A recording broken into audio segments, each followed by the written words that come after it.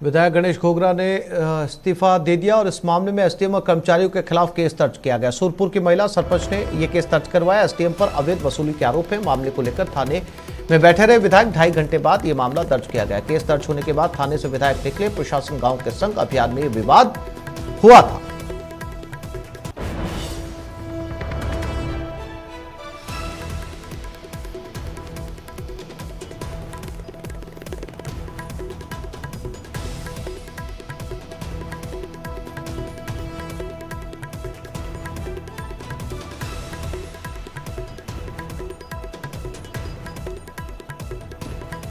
पूर्व विधायक लालशंकर घाटिया का कांग्रेस पर हमला। कहा, घटनाक्रम से कांग्रेस शर्मिंदा हुई है। पिछले 3 सालों से गणेश घोगरा मनमानी कर रहे थे।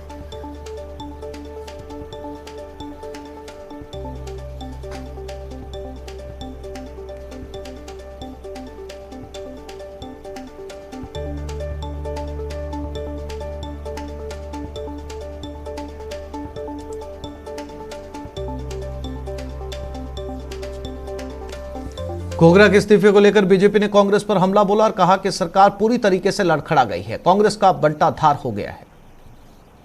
कांग्रेस के चिंतन शिविर के बाद की बानगी है कि हार्दिक पटेल से लेकर सुनील जाखड़ से लेकर आज गणेश घोगरा जी ने इस्तीफा दिया है। उनके इस्तीफे का जो मैं कारण समझ रहा हूँ, कांग्रेस में 2 तरीके की धाराएं हैं। मुख्यमंत्री जी जो अपीजमेंट समाज में करते हैं वो पार्टी में भी करते हैं। कुछ लोगों को तो उन्होंने पूरी छूट दे रखी है, उनकी पूरी सुनवाई होती है। वो लूटें, झूठ बोलें, कुछ भी करें, और कुछ लोगों के प्रति उनकी अनदेखी होती है। तो पार्टी के भीतर सत्ताधारी दल में किसी विधायक को बेइज्जत होना पड़े, उस पर मुकदमा दर्ज हो जाए शासन के द्वारा जो आपराधिक मुकदमा, उसकी बात नहीं कर रहा, लेकिन उसी के दल में अपनी मांग के लिए उसको प्रदर्शन करना पड़े, तहसीलदार की कुर्सी बैठना पड़े, ताला लगाना पड़े, तो मुझे लगता है कि 2 तरीके की मानसिकता से उनके यहाँ काम हो रहा है। अब गणेश घोगरा ने जो बात कही वो वास्तविक उसकी पीड़ा है।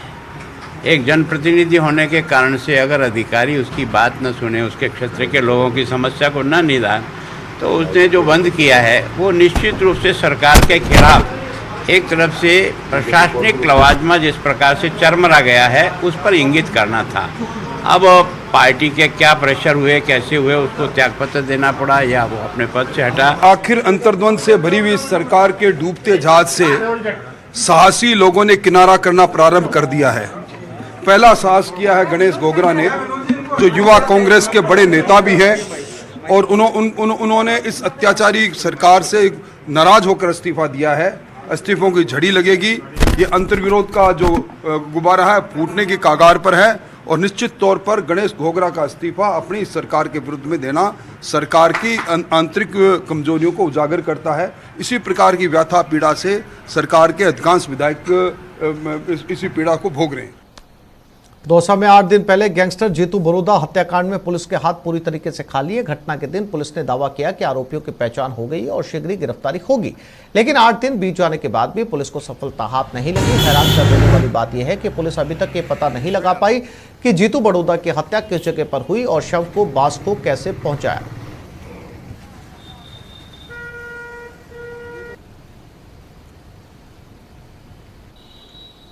गैंगस्टर जीतू बड़ौदा हत्याकांड को 8 दिन बीत चुके हैं, लेकिन दौसा पुलिस के हाथ पूरी तरह खाली हैं। और दौसा पुलिस ने अभी तक करीब 1 दर्जन लोगों से पूछताछ की है जो संदिग्ध हैं, लेकिन अभी तक पुलिस के हाथ पूरी तरह खाली हैं। जो एफआईआर दर्ज हुई थी उस एफआईआर में 15 आरोपियों के नाम लिखे गए थे। उन आरोपियों को भी पुलिस पकड़ नहीं पाई है। पुलिस भी 7 से 8 आरोपी मान रही है इस पूरे हत्याकांड में, लेकिन पुलिस अभी तक उनको गिरफ्तार नहीं कर पाई है। पिछले 8 दिनों से पुलिस की अनेक टीमें अनेक जगह दबिश दे रही हैं, लेकिन पुलिस के हाथ पूरी तरह खाली हैं। बात करें तो क्योंकि अभी तक पूरे घटनाक्रम को पुलिस सेट भी नहीं कर पाई है कि कहां पर यह घटनाक्रम हुआ, किस तरह हत्याकांड को अंजाम दिया गया।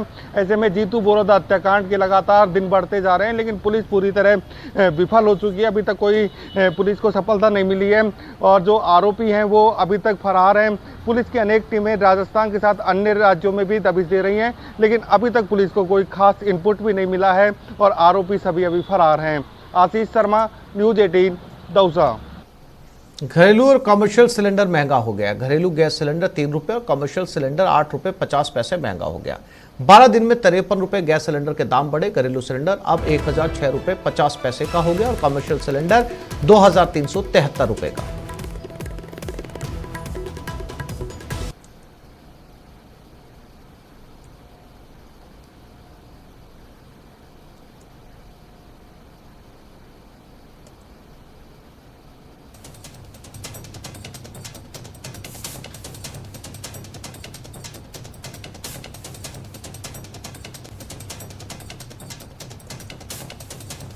झुंझुनू के बगड़ में आज सुबह एक कार ने आग पकड़ ली और पूरी की पूरी कार जलकर खाक हो गई। जानकारी के मुताबिक झुंझुनू निवासी एक व्यक्ति अपनी कार से दिल्ली के लिए रवाना हुआ था। बगड़ बाईपास आने पर उसे कार में गड़बड़ी का एहसास हुआ तो उसने गाड़ी रोकी और गाड़ी को चेक करना चाहा। इतने में गाड़ी ने आग पकड़ ली और विकराल रूप धारण कर लिया। घटना की सूचना मिलने पर बगड़ पुलिस मौके पर पहुंची। दमकल को बुलाया गया, लेकिन तब तक कार पूरी तरीके से जल चुकी थी। इस हादसे में कार चालक बाल बाल बच गया, वहीं उसकी कार पूरी तरीके से जल गई। फिलहाल शॉर्ट सर्किट से आग लगने की संभावना जताई गई है।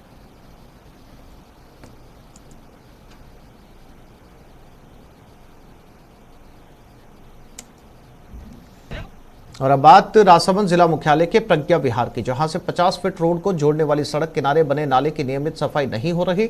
इसके कारण घरों से निकलने वाला पानी सड़क पर फैल रहा है। आम आदमी पार्टी उदयपुर संभाग पूर्व यूथ विंग अध्यक्ष वरिष्ठ कार्यकर्ता पप्पू लाल ने भी इसे लेकर नाराजगी जताई है। कीर ने बताया कि स्वास्तिक सिनेमा जेके रोड से प्रज्ञा विहार होते हुए 50 फीट रोड तक जो नाला बना हुआ है उसकी नियमित सफाई नहीं हो पा रही। उन्होंने कहा कि इसके कारण 50 फीट रोड पर गंदा पानी फैल रहा है। नगर परिषद द्वारा नगर के नाले की नियमित साफ सफाई नहीं करवाई जा रही, जिससे लोग परेशान हैं। उनका कहना है कि अगर कार्रवाई नहीं हुई तो आंदोलन किया जाएगा।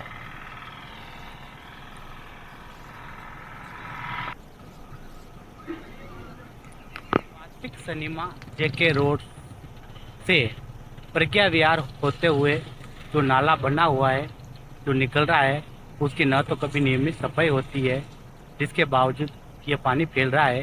बड़ी बात यह है कि 50 फीट रोड होते हुए यहाँ पर पुलिया नहीं होने के कारण जो गंदा पानी सीधे सड़क पर होते हुए गुजर रहा है, जो आप देख सकते हो।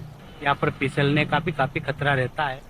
और एक खबर जयपुर से, युवक की हत्या पीट कर हत्या कर दी गई। पेट्रोल पंप पर देर रात ही विवाद हुआ था। पेट्रोल भरवाने के लिए लाइन लगी थी। आपसी कहासुनी में विवाद हुआ। पुलिस ने 2 आरोपियों को हिरासत में लिया है।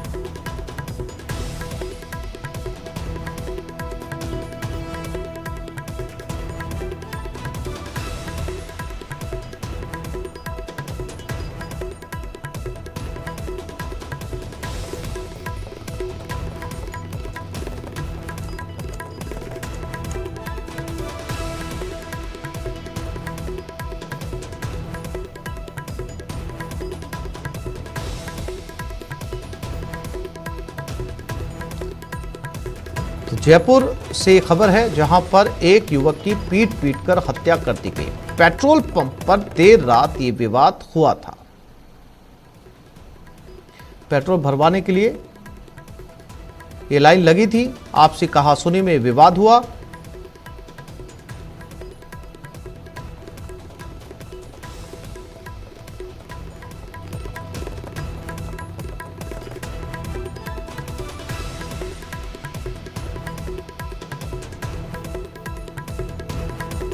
और अब बात भरतपुर की, जहां पुलिस ने 2 लुटेरी दुल्हनों को गिरफ्तार किया। आरोप है कि पहले 6 लाख रुपए लेकर शादी करने का, फिर शादी के 10 दिन बाद घर के जेवरात लूटकर ये फरार हो गई।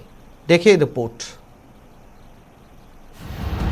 लुटेरी दुल्हन से हो जाइए सावधान, भरोसा किया तो लुट जाएंगे आप। शादी के नाम पर सबसे बड़ा धोखा। लुटेरी दुल्हन आपको लगा सकती है चूना।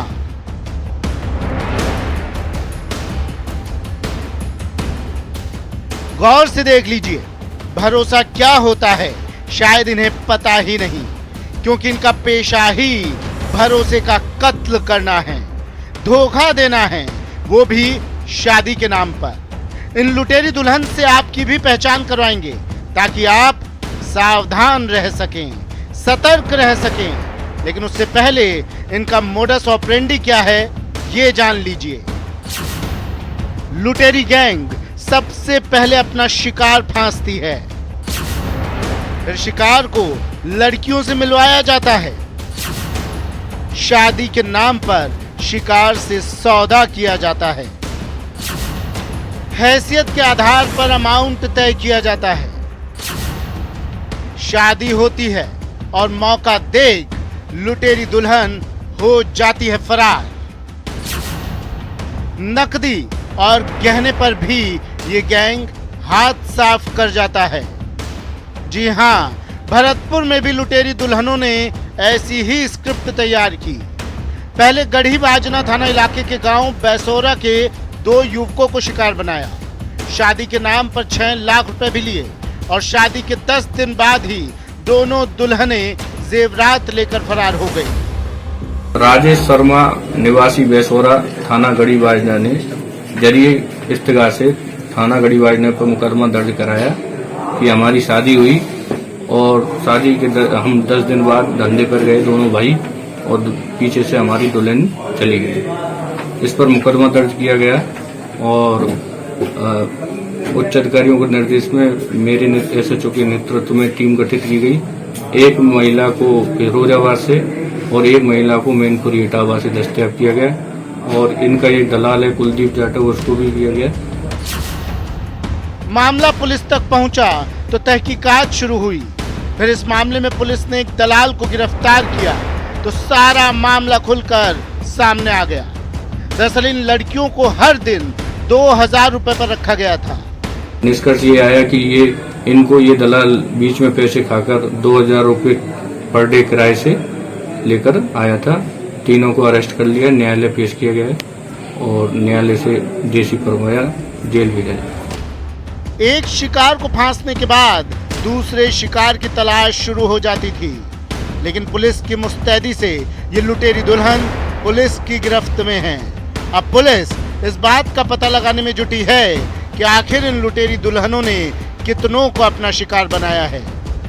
भरतपुर से न्यूज़ 18 राजस्थान के लिए दीपक पुरी की रिपोर्ट।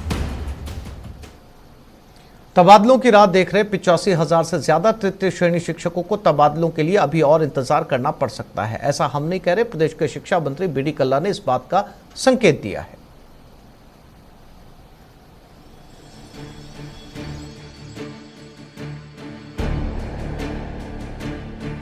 जब आसमान से आग बरस रही, धरती भट्टी की तरह तप रही, तब पीढ़ियों को गढ़ने वाले शिक्षक धरने पर बैठे हैं।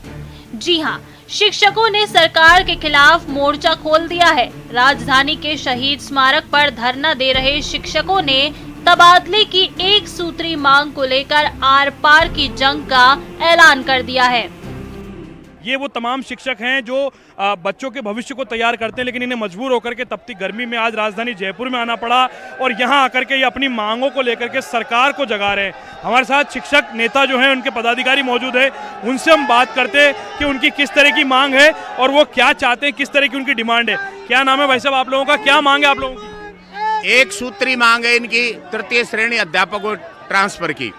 राज्य सरकार ने 2019 में 7 सितंबर को माननीय मुख्यमंत्री महोदय ने हमारे सम्मेलन में जोधपुर में ये घोषणा की थी कि मैं बहुत जल्दी नीति बना के और 3rd ग्रेड के ट्रांसफर करूंगा, लेकिन उसके बाद में कोरोना आया। इन लोगों ने इंतजार में कोई कसर नहीं छोड़ी। सरकार का कार्यकाल लगभग 3.25 साल होने जा रहा है।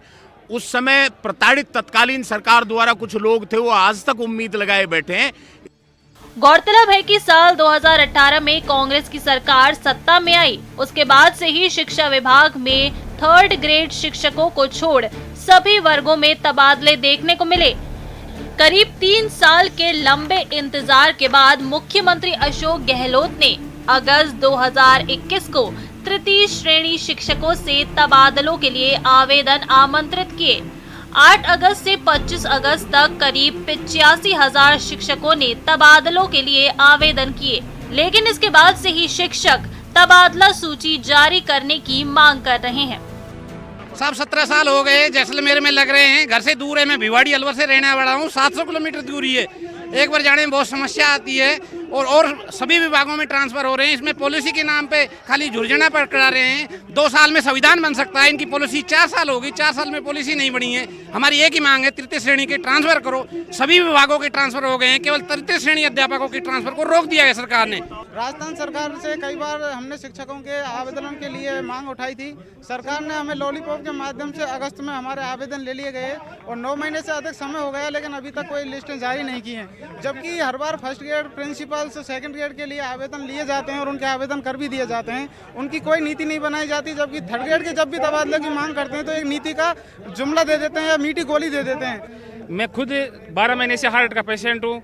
अब मैं, मेरे बुजुर्ग माँ बाप हैं जिनको मैं वहाँ घर पे वहाँ ले जा नहीं सकता।